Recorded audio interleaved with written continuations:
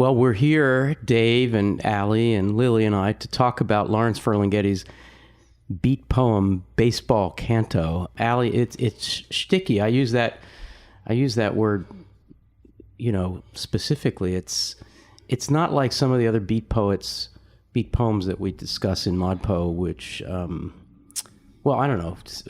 Does it fit with the other beat poems? In what way does it and doesn't it?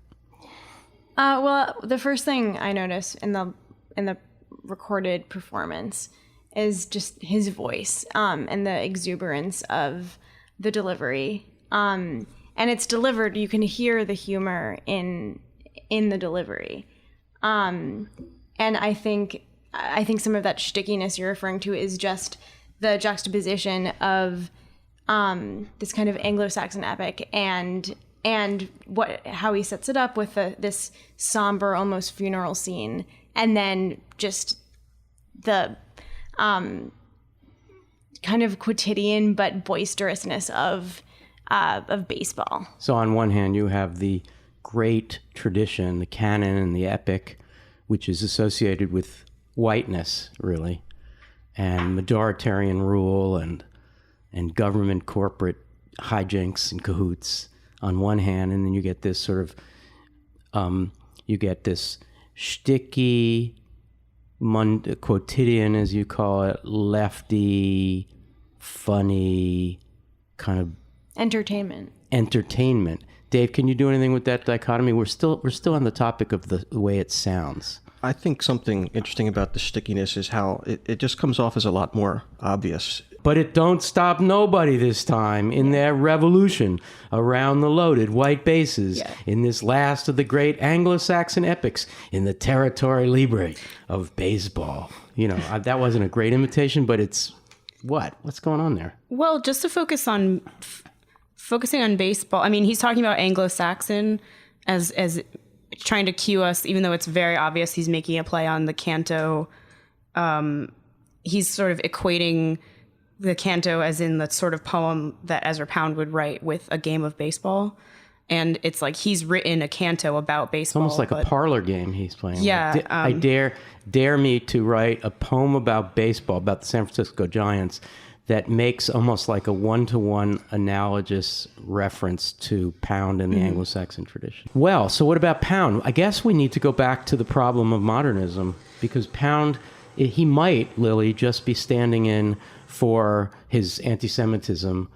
But I think it's possible to read Ferlinghetti as saying something about what beat poetry should do in relation to certain assumptions made by the modernists.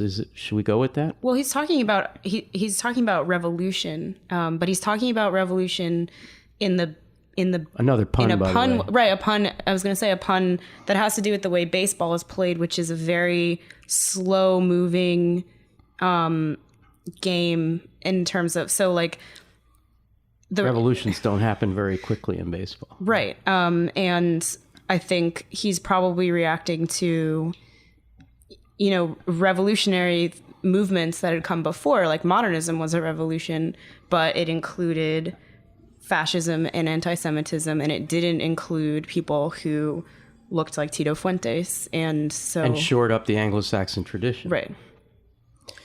So does anybody want to go any further with this? Do you think this is it just shtick, or is it a critique of the inheritance, problematic inheritances from modernism, do you think, by the time we get to the beats? Allie? I think it's notable that, the umps who are kind of the referee figures in within baseball, presumably it's one of the umps who tries to flick back on the national anthem, but that can't overcome all the ambient noise. And all the ambient, I don't think we get any mentions of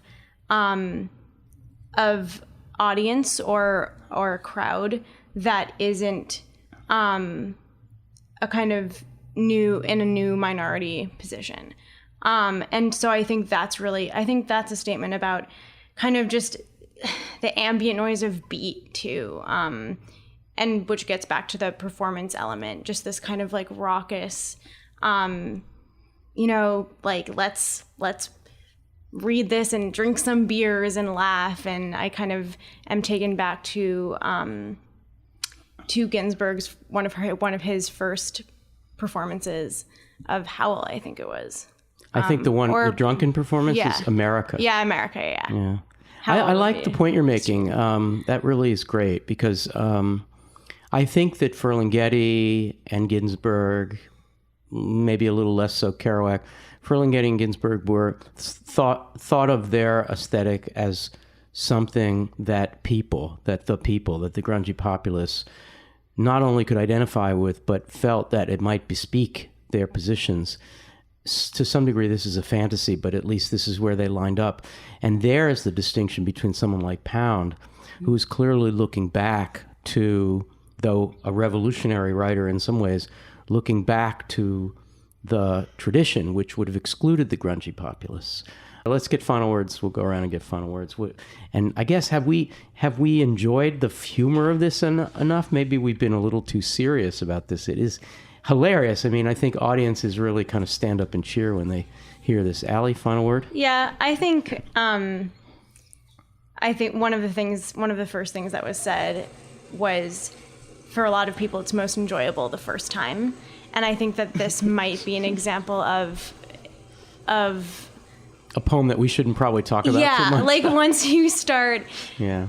I think sports in general is something, well, actually, I don't know how true this is. There are a lot of examples that go against this, but it's not something that I think the majority of sports watchers really like go into and analyze. They're in it for the emotion. They're in it for the winning and the losing and the running. And maybe a bases certain kind of beat performance poetry should be put in that category too, Yeah. like a entertainment. Exactly. Okay, cool. I like that. Dave? Last thoughts? Just because it's more obvious, it doesn't require as much work, I don't think makes it less enjoyable. It makes it just different. And I think it's harder to compare poems like this that have their effectiveness based on more creative imagery from the poet and funniness and puns. I mean, that's where the strength of this poem comes from, and it's not trying to create a dialogue as much with the reader. And there's something to be said about that too. I find this enjoyable. Lily? I think something I take from this poem, even more than the race politics and the left versus right movements that Ferlinghetti's pointing out, is just the thought of baseball as an aesthetic model for beat poetry, which sounds kind of weird as I'm saying it. But when, like Ali was saying before, when you go to a baseball game, it's not really exciting and it's not finely crafted and wrought every second of it. There's some things that are exciting and some things that are really boring, and they're all mixed together. And you can go from 0 to 60 in terms of emotion and activity, like just really quickly and flat. And so, but when you make the choice to go to a baseball game, you come with your popcorn and your book. In his case, he's jokingly saying it's Ezra Pound. Yeah. But you Sitting would, in you the would, sun eating popcorn. which is a funny image. But if you went to a baseball game, you would bring something else, and there's this like baseline level of distraction and the mundane mixed with the highly emotional and the So it everyday. is kind of interactive, and there's multitasking, and of course that happens at a beat poetry reading. Yeah, that's so interesting. Yeah, and of course, I guess my final word is simply that, perhaps the first poet ever, of any poet, to write about baseball was Walt Whitman. He was one of the first commentators in print in a Brooklyn newspaper to comment on baseball, and the Beats owe so much to the Whitmanian sense of the grungy populace. So maybe in the end, this is a great thing to have in ModPo.